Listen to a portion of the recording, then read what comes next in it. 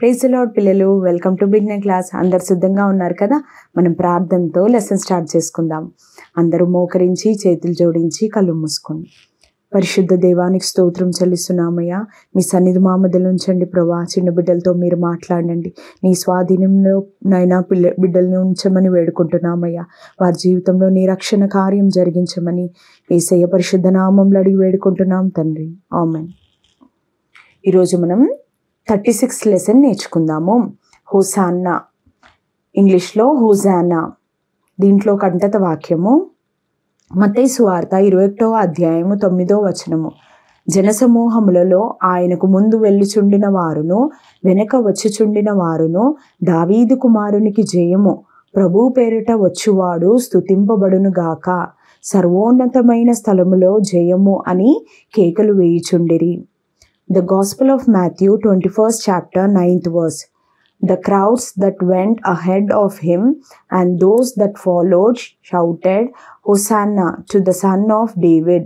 Blessed is he who comes in the name of the Lord. Hosanna in the highest heaven. ఈ లెసన్లో నేర్చుకొనబోయే విషయం ఏంటంటే, యేసుక్రీస్తు మన రక్షకుడు, మన రాజు.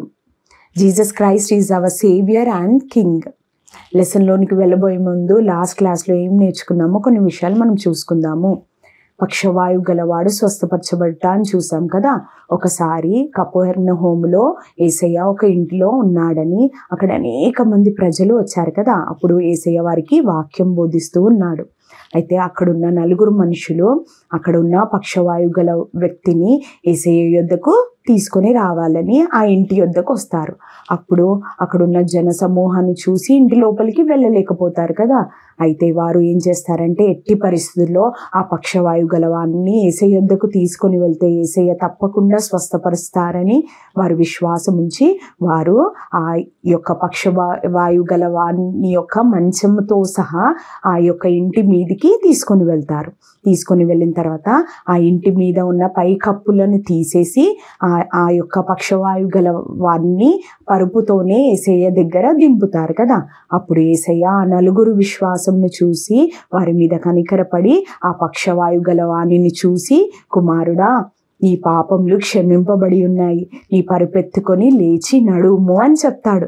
అప్పుడు వెంటనే అద్భుతంగా అతను లేచి నడుస్తాడు కదా. ఈ విధంగా దేవుడు గొప్ప అద్భుతాన్ని చేస్తాడు కదా. దేవుడు పాపములు క్షమించే అధికారం ఆయనకున్నది, ఇంకా రోగంలో స్వస్థపరచు శక్తి కూడా ఆయనకుందని మనము లాస్ట్ క్లాస్లో నేర్చుకున్నాం.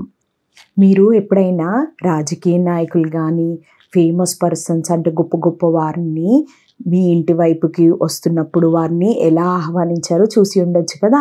ఎంతోమంది ప్రజలు వస్తారు కదా, వారి కొరకు కేకలు వేస్తూ ఉంటారు కదా. అయితే ఈరోజు మనం లెసన్లో యేసు ప్రభువు తను సిలువలో మరణించడానికంటే ముందు ఆయన యెరూషలేము ప్రాంతానికి వెళ్తాడు. అయితే యెరూషలేములో ఉన్న దేవాలయం యొద్దకు వెళ్తాడు. ఆయన వెళ్తున్నప్పుడు అక్కడున్న ప్రజలందరూ యేసయ్యని ఏ విధంగా ఆహ్వానించారో మనం చూద్దాము. ఒకరోజు యేసయ్య యెరూషలేమునకు దగ్గరలో ఉన్న బెత్పగే అనే ప్రాంతానికి వెళ్తాడు. చూడండి, ఇక్కడ చూడండి, బెత్పగే ఈ ప్రాంతంకి వస్తాడు యేసయ్య. ఇక్కడి నుంచి యెరూషలేములో ఉన్న దేవాలయంలోకి వెళ్ళాలనుకుంటాడు. అయితే యేసయ్య తన శిష్యుల వైపు చూసి, తన 2 శిష్యుల వైపు చూసి ఈ విధంగా మాట్లాడతాడు. ఇక్కడ చూడండి, యేసయ్య 2 శిష్యుల వైపు చూసి వారిని పిలిచి, మీరు మీ ఎదుట ఉన్న గ్రామానికి వెళ్ళండి, ఒక ఊరికి వెళ్ళి అక్కడ కట్టబడి ఉన్న గాడిద పిల్లని మీకు కనబడుతుంది, దానిని విప్పి అది నా యొద్దకు తీసుకొని రండి అని చెప్తాడు. అప్పుడు ఒకవేళ ఎవరైనా ఇది ఎందుకు విప్పుతున్నారు అని చెప్తున్నప్పుడు అది ప్రభువునకు కావలసి ఉన్నది అని చెప్పండి అని చెప్తాడు. అప్పుడు వెంటనే శిష్యులు యేసయ్య చెప్పినట్టు వారు ఆ గ్రామానికి వెళ్తారు. వెళ్ళిన తర్వాత ఇక్కడ చూడండి, అక్కడ కనిపిస్తున్న గాడిద పిల్ల కనిపిస్తుంది కదా.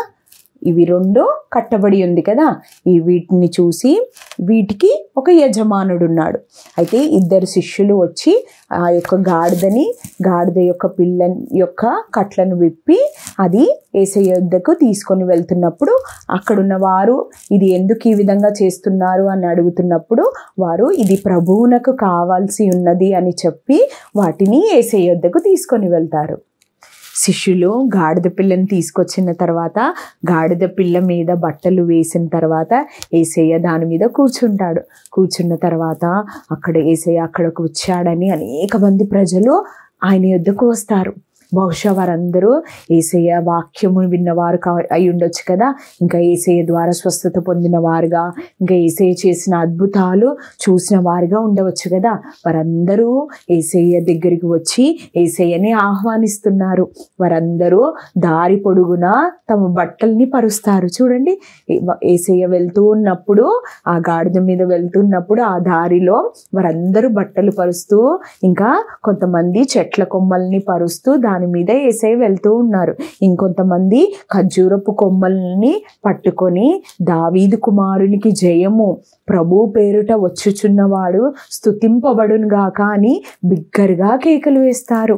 ఇంకా మరి ఎక్కువగా అక్కడ చిన్న బిడ్డలు కూడా అందరూ ఆ విధంగా కొమ్మల్ని పట్టుకొని యేసయ్యని స్తుతిస్తూ ఉన్నారు.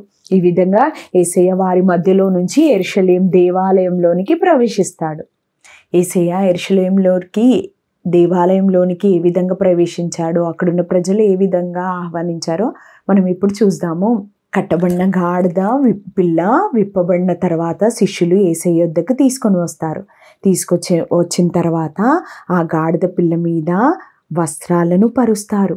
పరిచిన తర్వాత యేసయ్య ఆ యొక్క గాడిద పిల్ల మీద కూర్చుంటాడు. చూడండి, ఇక్కడ యేసయ్య ఆ గాడిద పిల్ల మీద కూర్చున్న తర్వాత ఇంకా యేసయ్య ఆ యొక్క మార్గం గుండా వెళ్ళడానికి సిద్ధంగా ఉన్నాడు. అయితే అక్కడున్న ప్రజలందరూ ఇంకా ఆయనని ఆహ్వానిస్తారు. అక్కడున్న ప్రజలందరూ చూడండి ఏ విధంగా వారి చేతుల్లో ఖర్జూరపు కొమ్మల్ని పట్టుకొని యేసయ్యని స్తుతిస్తూ ఉన్నారు. అక్కడున్న ప్రజలు కొంతమంది ఆయన ఆ దారి గుండా వస్తున్నారని తమ వస్త్రాలను కప్పుతారు. ఇక్కడ చూడండి, తమ వస్త్రాలను ఈ విధంగా కప్పుతారు. చూడండి, ఇక్కడ తమ వస్త్రాలను ఈ విధంగా దారి పొడవునా కప్పుతారు. ఇంకొంతమంది వారు ఆ దారి గుండా కొన్ని చెట్ల కొమ్మల్ని పరుస్తారు. ఈ విధంగా పరిచిన తర్వాత అక్కడున్న ప్రజలందరూ ఏమని కేకలు వేస్తారంటే యేసయ్యని స్తుతిస్తారు. ఏమని స్తుతిస్తారంటే దావీదు కుమారునికి జయము, అంటే దావీదు కుమారునికి హోసన్నా అని కేకలు వేస్తారు. అక్కడున్న చిన్న బిడ్డలు కూడా దావీదు కుమారునికి జయము, ప్రభు పేరట వచ్చుచున్న వానికి స్తుతింపబడునుగాక అని కేకలు వేస్తారు. యేసయ్యని స్తుతిస్తారు. యేసయ్యకి హోసన్నా అని కేకలు వేస్తూ అందరూ యేసయ్యని స్తుతిస్తూ, చిన్న బిడ్డలు కూడా యేసయ్యని స్తుతిస్తూ ఉంటుండగా యేసయ్య ఆ మార్గం గుండా బయలుదేరి ఈ విధంగా ప్రయాణిస్తూ యెరూషలేము దేవాలయంలోనికి ప్రవేశిస్తాడు. యేసయ్య దేవాలయంలోనికి, మందిరంలోనికి ప్రవేశించిన తర్వాత ఎంతో బాధగా, విచారంగా ఉంటాడు. ఎందుకంటే దేవుని మందిరంలో, దేవాలయంలో ఆరాధన జరగాలి కదా, కానీ ఆరాధన జరగకుండా అక్కడ ఈ విధంగా వ్యాపారం జరుగుతుంది. చూడండి, దేవుని మందిరంలో వ్యాపారం జరుగుతుందని యేసయ్య చూసి అక్కడున్న పరిస్థితిని చూస్తాడు. అక్కడ రూకలు మార్చడం ఉంటుంది. అంటే రూకలు మార్చడం అంటే డబ్బుల్ని మారుస్తూ ఉండే వ్యాపారం చేస్తూ ఉన్నారు. ఇంకా అక్కడ ఉన్నవారు గువ్వల్ని, ఇంకా గొర్రెల్ని, ఇంకా కొన్ని పశువుల్ని అమ్ముతూ అక్కడ వ్యాపారం చేస్తూ, అమ్మేవారు కొనేవారి యొక్క శబ్దాలతోని మందిరం నింపబడుతుంది. అది చూసి యేసయ్య అక్కడున్న ఈ యొక్క వ్యాపారం చేస్తున్న వారి యొక్క బల్లల్ని, ఇంకా వారిని వెళ్ళగొట్టేస్తాడు. ఇంకా వారి యొక్క బల్లల్ని ఈ విధంగా పడద్రోస్తాడు. తర్వాత అక్కడున్న గువ్వల్ని అవన్నిటినీ ఈ విధంగా వారి యొక్క పీఠంలన్నిటినీ ఈ విధంగా పడద్రోసి అక్కడున్న ఆ పశువులన్నిటినీ దేవాలయంలో నుంచి బయటికి పంపిస్తాడు, బయటికి వెళ్ళగొడతాడు. ఈ విధంగా దేవుని యొక్క మందిరం వ్యాపారపు టిల్లుగా మారిపోయిందని దేవుడు ఎంతో విచారించి అక్కడున్న వారికి ఇది దేవుని మందిరం, ఇది ప్రార్థనా మందిరం అనబడుతుంది, కానీ మీరు దొంగల గుహగా మార్చారు అని దేవుడు ఎంతో బాధపడతాడు. దేవుని యొక్క మందిరం ప్రార్థన మందిరం కదా, కానీ ఈ విధంగా వ్యాపారపు మందిరంగా అంటే దొంగల గుహగా మారిపోయింది. ఇది చూసి దేవుడు ఎంతో విచారించాడు. ఆ విధంగా యేసయ్య దేవాలయంని పరిశుద్ధపరచడం చూసి ఇంకా దేవుని మందిరంలో చిన్నపిల్లలు వచ్చారు కదా, చిన్నపిల్లలు దేవుని మందిరంలో దేవాలయంలో దేవుణ్ణి స్తుతిస్తూనే ఉన్నారు. దావీదు కుమారునికి జయము హోసన్నా అని కేకలు వేస్తూ ఉన్నారు. ఈ విధంగా ఈ చిన్నపిల్లలు దేవుణ్ణి స్తుతిస్తూ ఉండడం చూసి అక్కడున్న యాజకులు ఇంకా శాస్త్రులు వారు కోపంతో మండిపడతారు. వారికి కోపం వస్తుంది ఇదంతా చూస్తూ. అయినప్పటికీ చిన్న బిడ్డలు దేవుని స్తుతించడం ఆపలేదు. ఇంకా ఈ శాస్త్రులు ఇంకా యాజకులు ఏ విధం చేతనైనానో ఈ యేసయ్యని పట్టుకొని చంపేయాలని, ఆయన నాశనం చేయాలని వారు ఎంతో ప్రయత్నిస్తారు. అయినప్పటికీ యేసయ్య వారికి ఏ మాత్రం కూడా భయపడలేదు. ఇంతవరకు లెసన్ మీకు అర్థమైందని నమ్ముచున్నాను. ఇప్పుడు కొన్ని విషయాలు ఈ లెసన్ ద్వారా నేర్చుకుందాము. యేసయ్య మన రక్షకుడుగా, మన రాజుగా ఉన్నాడు. ఈ లెసన్లో మనం నేర్చుకునే విషయం అదే కదా. యేసయ్య మన రక్షకుడు. ఏ విధంగానంటే, ఏ విధంగా అయితే ఆ కట్టబడిన గాడిదకి ఒక యజమానుడు ఉన్నాడు కదా, ఇంకా ఆ గాడిద కట్టబడిన పరిస్థితిలో ఉంది కదా, అటువంటి గాడిదని యేసయ్య కోరుకున్నాడు. అది ప్రభువుకి కావాలని చెప్పాడు కదా. అందుకే శిష్యులు ఆ కట్లను విప్పి ఆ యజమానుడి దగ్గర నుంచి యేసయ్య యొద్దకు తీసుకొని వచ్చారు. ఇంకా యేసయ్య దాని మీద కూర్చొని రాజుగా ఆయన ప్రయాణం చేశాడు. అదేవిధంగా చిన్న బిడ్డలైన మీరందరూ కూడా యేసయ్యకి కావాలి. మీ అందరినీ యేసయ్య ఆశిస్తున్నాడు. ఏ విధంగా అయితే ఆ గాడిద కట్టబడిన పరిస్థితిలో ఉందో అదేవిధంగా పాపం చేత ఇంకా సాతాను చేత మనము బంధింపబడిన వారిగా, కట్టబడిన వారిగా మనం ఉన్నాము. ఆ విధంగా ఉండడానికి యేసయ్యకి ఇష్టం లేదు. మీరందరూ యేసయ్య ఆ యొక్క కట్ల నుంచి విడిపించడానికి సిద్ధంగా ఉన్నాడు. కాబట్టి ఎప్పుడైతే మీరు యేసయ్యకి సమర్పించుకుంటారో, యేసయ్య నా కట్లు విప్పు అని యేసయ్యను అడిగినప్పుడు తప్పకుండా యేసయ్య మీ కట్లను విప్పి ఇంకా మీకు విడుదల చేసి మీ హృదయంలో రాజుగా ఉండి ఆయన మిమ్మల్ని నడిపిస్తాడు. మీకు ఒక గొప్ప రక్షణనిస్తాడు. ఆయన రక్షకుడు, మన పాపముల నుంచి విడిపించే గొప్ప రక్షకుడు ఆయన. కాబట్టి ఎప్పుడైతే నువ్వు ఆ రక్షకుని నువ్వు అంగీకరిస్తావో, యేసయ్య నా హృదయంలోనికి రండి అని అంగీకరిస్తావో, అప్పుడు యేసయ్య నీ హృదయంలో రాజుగా ఉండి నీ పాపముల నుంచి విడిపించి నీకు రక్షణ ఇస్తాడు, రక్షకుడిగా ఉంటాడు. రెండో విషయం ఏంటంటే, ఎప్పుడైనా మీరు యేసయ్యని స్తుతించడంలోనో మహిమపరచటంలోనో ముందుండాలి. ఇంకా ఎన్ని ఆటంకాలు వచ్చినా కూడా మీరు ఆగిపోకూడదు. ఏ విధంగా అయితే మనం చూసాం కదా, దేవాలయంలోనికి మందిరంలోనికి చిన్నపిల్లలు వెళ్ళారు కదా, వారు వెళ్ళి యేసయ్యని స్తుతిస్తూ ఉన్నారు.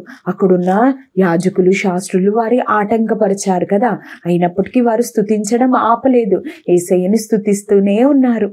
అదేవిధంగా మీరు కూడా చిన్న బిడ్డలైన మీరందరూ కూడా దేవుడు మీ జీవితంలో చేస్తున్న గొప్ప కార్యాలు బట్టి ఎప్పుడు యేసయ్యకి స్తుతిస్తూ ఉండాలి, ఆయన్ని మహిమపరుస్తూ ఉండాలి. ఎవరు మిమ్మల్ని ఆటంకపరిచినా కూడా మీరు ఆగిపోకూడదు. ఇంకా ముఖ్యంగా మీరు మందిరంలో ఉన్నప్పుడు, చర్చ్లో ఉన్నప్పుడు మీ తల్లిదండ్రులు అందరూ పెద్దవాళ్ళు ఆరాధిస్తూ ఉంటారు కదా యేసయ్యని. అప్పుడు మీరు కూడా యేసయ్యని ఆరాధించాలి. యేసయ్యని ఆరాధిస్తున్నప్పుడు యేసయ్య మిమ్మల్ని బట్టి ఎంతో సంతోషిస్తాడు. ఇంకొక విషయం ఏంటంటే, అక్కడ యేసయ్య దేవాలయంని పరిశుద్ధపరిచాడు కదా, దేవాలయంలో జరుగుతున్న వ్యాపారంను తొలగించాడు. ఎందుకంటే అది దేవుని మందిరం, అది ఒక ప్రార్థన మందిరం అని చెప్పాడు కదా. అదేవిధంగా మనమందరం కూడా దేవుని యొక్క మందిరం, మనము దేవుని యొక్క ఆలయం, మీరు దేవుని యొక్క ఆలయము. కాబట్టి మీరు కూడా పరిశుద్ధంగా ఉండాలి. మీ హృదయంలో ఉన్న పాపంని యేసయ్యా నా హృదయంలో ఈ పాపం ఉందని యేసయ్యకు చెప్పినప్పుడు యేసయ్య మీ హృదయంలో ఉన్న పాపంని తీసి పరిశుద్ధపరుస్తాడు. ఆ విధంగా మీరు పరిశుద్ధులైన బిడ్డలుగా ఉండాలని యేసయ్య ఆశిస్తున్నాడు. ఇంకా మీరు ఎప్పుడు దేవునికి ప్రార్థించేవారిగా, ఎందుకంటే దేవుని యొక్క మందిరం లో ఎల్లప్పుడూ దేవుని ఆరాధన, దేవుని యొక్క ప్రార్థన జరగాలి కదా. మీరు కూడా ఎప్పుడు దేవునికి ప్రార్థించేవారిగా, ఆరాధించేవారిగా, దేవుణ్ణి సంతోషపరిచేవారిగా ఉండాలని యేసయ్య ఆశిస్తున్నాడు. ఈ యొక్క లెసన్ యాక్టివిటీ ఏంటంటే మీరు ఒక కిరీటం చేయాలి. ఈ విధంగా పేపర్తోని ఈ విధంగా కిరీటం యొక్క ఆకారంలో మీరు కట్ చేసి దాని మీద ఈ విధంగా రాయండి. తెలుగులో రాసినట్లయితే యేసుక్రీస్తు మన రక్షకుడు మరియు రాజు అని రాయండి. ఒకవేళ ఇంగ్లీష్లో రాసినట్లయితే Jesus Christ is our saviour and king అని రాయండి. దేవుని చిత్తం అయితే నెక్స్ట్ సండే స్కూల్ క్లాస్లో మనము యేసు సిలువ వేయబడుట అనే లెసన్ చూసుకుందాం. ఇప్పుడు ప్రార్థన ద్వారా ఈ క్లాస్ని ముగించుకుందాం. అందరూ మోకరించి చేతులు జోడించి కళ్ళు మూసుకోండి. పరిశుద్ధ దేవానికి స్తోత్రం చెల్లిస్తున్నామయ్యా. ఇంతవరకు మీ సన్నిధి మా మధ్యలో ఉంచినందుకై వందనాలు ప్రభా. నీకు స్తోత్రం చెల్లిస్తున్నామయ్యా. అవును ప్రభా, మీరే మా రక్షకుడు, మీరు మా రాజు ప్రభా. యేసయ్యా ఈ చిన్న బిడ్డల హృదయంలో ప్రభా మీ రాజ్యము, మీ ప్రభుత్వం స్థాపించమని వేడుకుంటున్నామయ్యా. ఈ చిన్ని హృదయంలో ఎల్లప్పుడూ నీకు స్తుతించే వారిగా, నిన్ను ఆరాధించే వారిగా ఉండడానికి ఈ దినాల్లో చిన్న బిడ్డల్ని మీరు సిద్ధపరచమని యేసయ్య పరిశుద్ధ నామంలో అడిగి వేడుకుంటున్నాం తండ్రి. ఆమేన్.